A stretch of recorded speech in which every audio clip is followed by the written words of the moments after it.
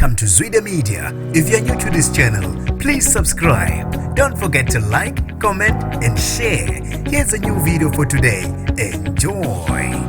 Namanje abawuvali umlomo abathandi bamaskandi nabalandeli begcokama elisha emva kwesenzo sokukhumelana umlotha igcokama kanye no-Ali Mgube. Sanibonani nginibingelele ngiphinde nginamukele kuphina kuphi la nibola khona le video. Mangoqala isijonela elikhasi wamuyelekile igama lami ngosibonga konke wakandwande mothanda ungangibeza intatheli ka-YouTube. Abantu abaningi basale bechazekile emva kwe-episode kashoni kamaskandi la igcokama elisha likhumelane khona umlotha kanye no-Ali Mgube. Abantu abaningi bayazi ukuthi igcokama belingasabhekani no-Ali kuyinkukhu nempaka, kodwa kubajabulise kakhulu ke ukubona igcokama elisha lizehlisa liyocela uxolo ngengxabano ababa naye. Kubenzima ke u-Ali ubebhodla umlilo evutha engabasele, kodwa ke ugcine exolile kwabamnandi kwabanje. Abantu ke bajabule kakhulu bancoma igcokama elisha ngomtsizwa nangobuhlakani bokwazi ukuphusha ibhizinisi. Libe selihamba futhi le lapha enkundleni zalo lokuxhumana latshela abalandeli ukuthi mina ngingumculi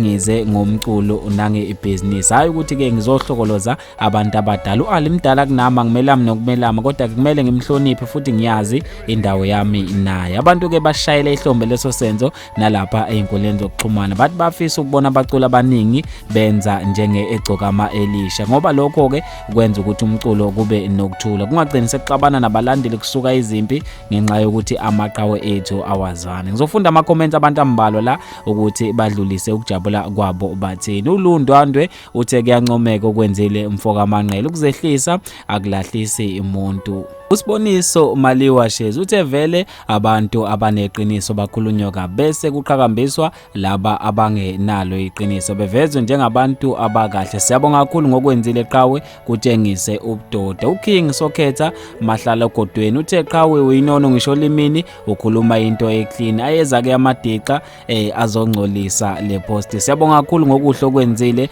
qhubeka njalo ushaya ingoma enamandla. Mfethu ke ama comment abantu laba bebejabulile ngesenzo segcokama elisha lokukhumelana umlotha kanye no-Ali Mgube. Mina njengentatheli ka-YouTube sengiyaphela khona la, ngizofisa ukwazi ukuphawula kwakho khona lapha kwi-comment section.